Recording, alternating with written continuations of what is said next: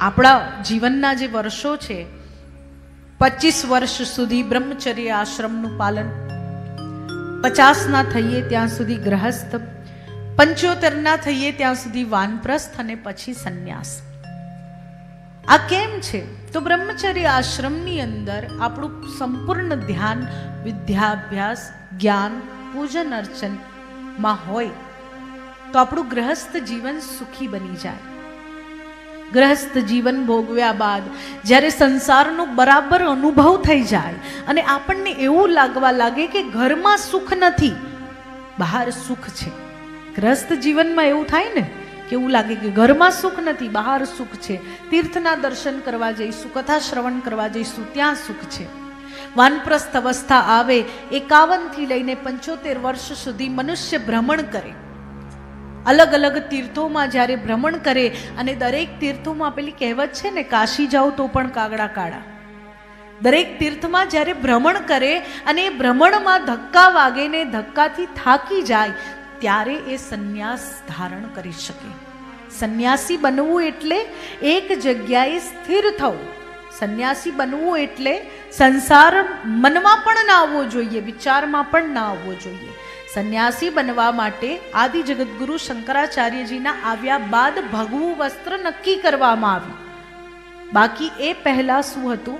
તો આ રીતે ગ્રહસ્થ જીવન ભોગવીને સંતો અંતે સંન્યાસ આશ્રમનું પાલન કરતા, જેમાં બ્રહ્મચર્ય હોય, જેમાં ભગવત ભક્તિ હોય, જેમાં દિવસનો મોટા ભાગનો સમય પરમાત્મ ચિંતનમાં જાય, એ સંન્યાસ આશ્રમ છે. ભરતજી મહારાજ આ સંન્યાસ આશ્રમના સમયની અંદર વનમાં જાય અને તે સમયે ધ્યાન કરતા એક દિવસ એક હરણી જે ગર્ભવતી હતી, વાઘથી બચવા માટે ત્યાંથી દોડતી નીકળે અને નદી પાર કરવા જાય ત્યારે ગર્ભ નદીમાં પડી જાય. એ બાળકને ભરતજી મહારાજ લઈ આવે. એ મૃગના બાળકને જોઈને ભરતજી મહારાજ દયા ભાવથી એને ખૂબ વહાલ કરે, વિચાર કરે કે હું આને છોડી દઈશ તો કોક વાઘ, કોક વરુ આને ખાઈ જશે, એના કરતા હું આને થોડું મોટું થવા દઉં. આપણું આવું જ છે ને, છે કે નહીં? સંન્યાસ આશ્રમ આવતા આવતા ચક્રવૃદ્ધિ વ્યાજ આવે, હે ને, પુત્રના પુત્ર આવે, પુત્રની પુત્રી આવે. એટલે નાનકડા બાળકને જોઈને આપણા મનમાં એવો વિચાર આવે કે આ થોડું મોટું થઈ જાય ત્યાં સુધી એને રમાડી લઈએ, પછી અમે ભક્તિ કરી લઈશું. પણ એ મોટું થાય ને એટલે લાલસા વધે. એના મોઢેથી દાદા સાંભળવાની લાલસા વધે, દાદી સાંભળવાની લાલસા વધે. લાલસા વધે કે એ તમને પ્રાયોરિટી આપે, એ તમને પ્રેમ કરે, લાડ કરે. લાલસા વધે કે હવે હું આનોય પુત્ર જોઈ લઉં તો. લાલસા વધે. ભરતજી મહારાજને જ્યારે મૃગ સાથે મોહ થાય ત્યારે ગોસ્વામીજી મહારાજ શું કહે છે? એક મૃગા કે સંગ તે ભરત ધરી મૃગ દેહ, તુલસી ઉનકી કોન ગતિ જો ઘર ઘર કરત સ્નેહ.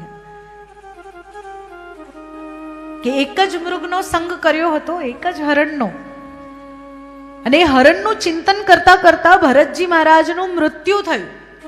વિચાર આવ્યો, મરતા સમયે મારા વગર આ બચ્ચાની રક્ષા કોણ કરશે?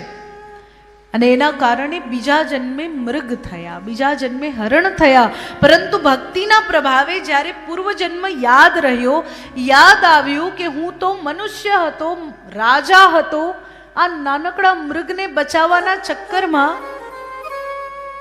મેં આખો જન્મ વેડફી નાખ્યો, મૃગ બની ગયો. તુલસીદાસજી મહારાજ કહે છે કે જો ભરતજીની આ દશા થતી હોય એક મૃગના સંગમાં, તો એની શું દશા થશે જે ઘેર ઘેર પ્રેમ કરે છે, જેને ઘેર ઘેર લાગણી છે, જે ઘરે ઘરે જોડાયેલા છે. જોડાઓ, કર્તવ્યનું પાલન કરો, પણ કર્તવ્ય પાલનની અંદર અંધ નથી થવાનું. આપણે શું કરીએ છીએ? અંધ થઈ જઈએ છીએ. કર્તવ્ય પાલનમાં આપણે એવું સમજવા લાગીએ છીએ કે મારા વગર આમનું શું થશે, મારા વગર તો પાણીનો ગ્લાસ નહીં પીએ. પણ એવું હોય છે ખરું? તરસ લાગે ને તો કોઈના પણ વગર પાણીનો ગ્લાસ પીવાય, ને ભૂખ લાગે ને તો જે સૂકા રોટલાને ને મરચાંને આપણે એમ કહેતા હોય કે આવું તો કોણ ખાય, એ પણ ખવાઈ જાય, કેમ કે ભૂખ લાગી હોય.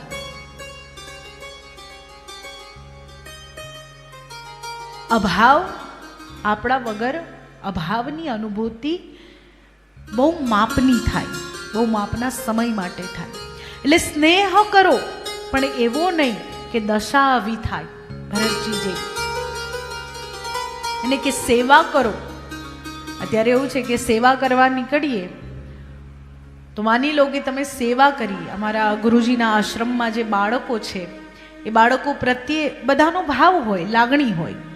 તો અમે એવું રાખીએ છીએ કે અમે એવું નથી કહેતા કે તમે એક જ બાળક માટે આપો. કેમ કે આપણા પાસે 100 બાળક હોય, તમે એક બાળક માટે આપો તો બીજા 99 ને તો દુઃખ થાય ને, એને તો તકલીફ થવાની. એટલે તમે નાની વસ્તુ આપવાની ઈચ્છા હોય તો નાની આપો, પણ બધાને આપો, નહીં તો ના આપશો. એવું મારા ગુરુજી માને. કેમ માને?